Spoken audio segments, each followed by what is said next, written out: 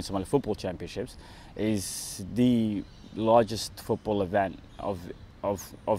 in Australia that is organised by an African community.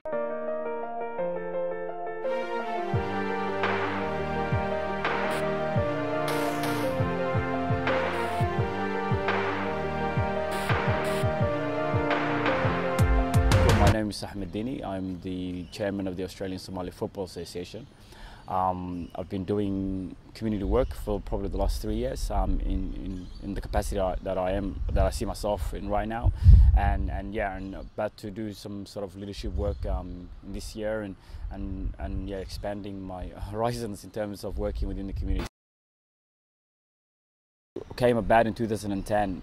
Myself and a few of my friends sat down together and we said, what can we do for our community, and what we can do for the young people in our community. And from then on, honestly, we kind of thought it would just be a small cup, where you don't have a few teams running around, but just obviously the interest from interstate and the interest from New Zealand, and also the interest from the community, just how the community embraced the idea, has been amazing. So in the space of 3 years, it's just become the biggest Horn of African event in this country, and we are continuing to improve it, and we are continuing to make sure that it's bigger and better in the future to come.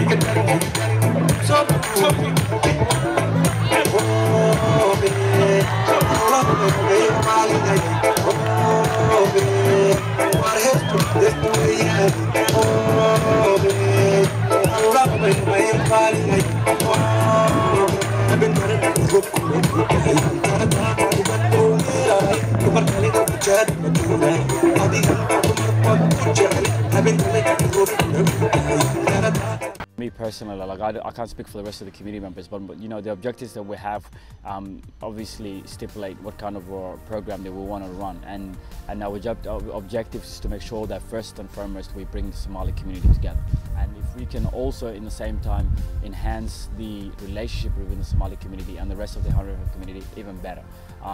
For me, it's always been about engaging with society, mainstream society. For me, it's about keeping young Horn of African Somali youth in schools, going to schools and making sure that they take part in creating a new idea, a new kind of a cultural aspect of our community, which is going to be acceptable within Australian society. And the most important, honestly, is about creating employment opportunities, connecting youth, and also making sure that we make others who are outside our community understand that we love this country now. This country is our country, and we want to take part in it, and in a positive manner, rather than always coming across those negative aspects that are always in the newspaper, on the radio talkbacks, and I wanted, for me, it's about changing that, and that's why I've joined this organisation. And I think the most important is football is a driving force. It's a driving force. It's where we wanna, kids love their football. So if we can have them, in that environment where they can express themselves, then we can do a lot of work with them in terms of trying to just connect to them with society.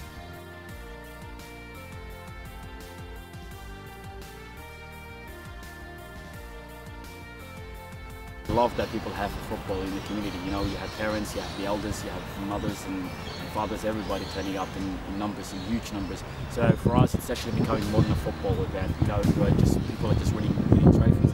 It's becoming a festival. It's becoming where our community for 1 week comes together, learn, share stories.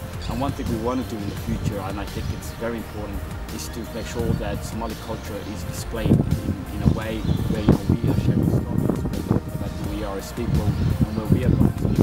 And even I think I've had a discussion with a few people in the tournament about ultimately doing something and connecting Australia to Somali.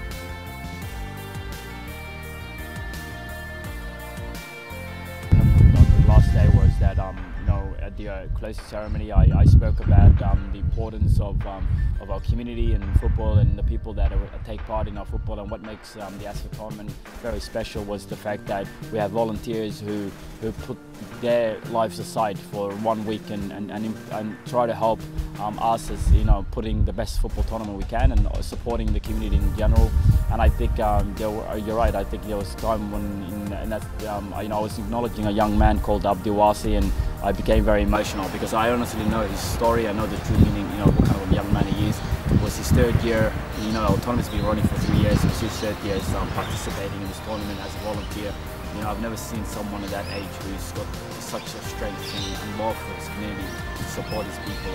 And I think, you know, that's why I became very emotional, because, you know, the kid he's unbelievable, and you know, he comes before anyone else. He comes before us as a community. You know, we're putting the tournament together. He's the last one to leave, and he spends money for his own pocket, and, you know, puts into the tournament. You know, even, you know, I didn't even know at that stage, but honestly afterwards, you know, people could come to me and they told, you know, who were part of the committee, and told me, mate, you know, did you even know about that? He actually spent $800 this year.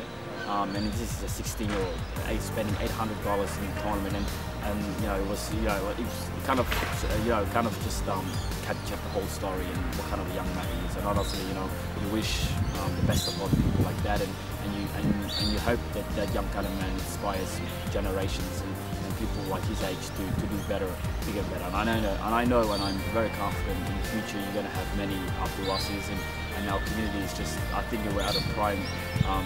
We've come to a prime stage now where I think, you know, there's going to be great stories coming out of our community. You know, the young generation have understood. They can see that, you know, the only way they can take our community forward is to make sure that they participate in community activities, and to also represent us, you know, and become ambassadors for our community in a positive way.